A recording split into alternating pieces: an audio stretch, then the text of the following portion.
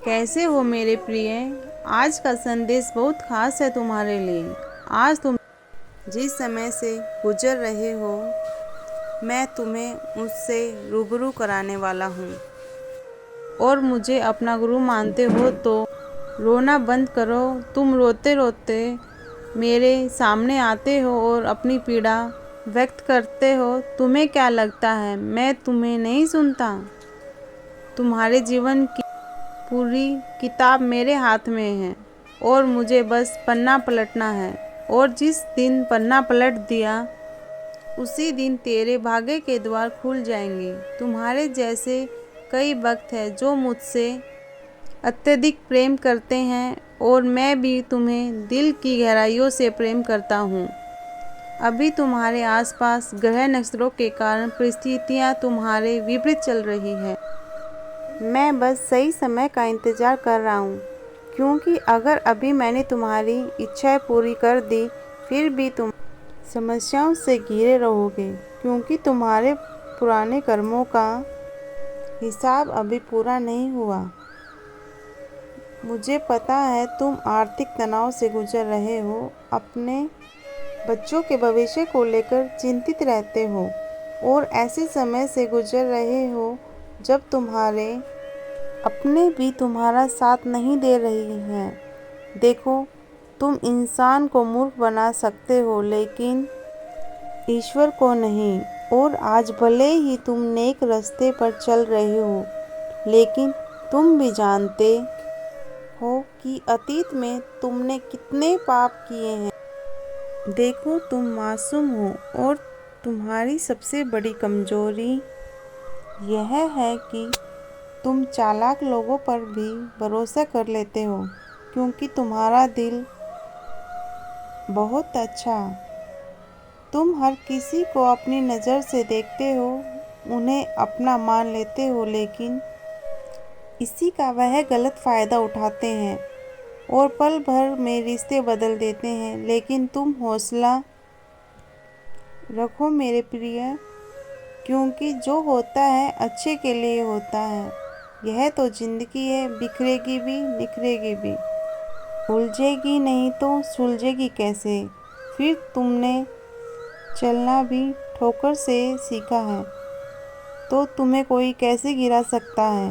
और जब तुम्हें लगता है कि मेरा तो सब कुछ चला गया, मैं बर्बाद हो गया, जब तुम हार मानने लगो तो एक बार प्रभु श्री राम को याद कर लेना और उनका उदाहरण अपने दिमाग में रख लेना। प्रभु श्री राम अयोध्या के ही नहीं बल्कि पूरी दुनिया के राजा बनने वाले थे, लेकिन महाराज दशरथ ने कहा, बेटा आपको वनवास जाना होगा। और बिना कोई सवाल जवाब किए बड़े संयम होकर उन्होंने कहा, ठीक है पिताश्री, यह तो मेरे लिए अच्छा ही है। मैं बड़े बड़े ऋषि मुनियों के साथ रहूँगा और उनसे बहुत कुछ ज्ञान की बातें सीखूँगा। तो ध्यान रहे कि परिस्थितियाँ सबके साथ आती हैं, हमें परिस्थितियों से लड़कर आगे बढ़ना है। आज नहीं तो कल सब ठीक हो जाएगा। अभी तुम्हारा संघर्ष का समय है, अभी तुम्हें खामोश होकर रहना है। तुम्हारे लिए सब कुछ संभव है। यदि आप चाहते हैं कि इसी संदेश से आपका जीवन बदल जाए तो कमेंट में टाइम डाल दीजिए, क्योंकि इससे यूनिवर्स और आपके बीच कनेक्शन जल्दी बनेगा। और नाम ले अपना और साथ में टाइम डाल दे। यदि कोई परम इच्छा है उसे भी आप लिख सकते हैं। अब ध्यान से सुनो, आगे जो बता रहा हूँ, आप बहुत सौभाग्यशाली हो, क्योंकि बहुत बड़ा और अच्छा आपके जीवन में आने वाला है। आप जिन सपनों और इच्छाओं की पूर्ति की प्रतीक्षा कर रहे थे, उनका समय बहुत जल्द आने वाला है। मेरे प्रिय, यह संदेश सिर्फ तुम्हारे लिए है, इसलिए इस संदेश को पूरा सुनना। और इस वीडियो के बाद तुम्हें कुछ ऐसा आभास हो जिससे तुम्हें खुशखबरी प्राप्त हो सकती है। तुम्हारे जीवन में जुड़ी होगी या किसी अधूरे कार्य के पूरा होने की सूचना हो।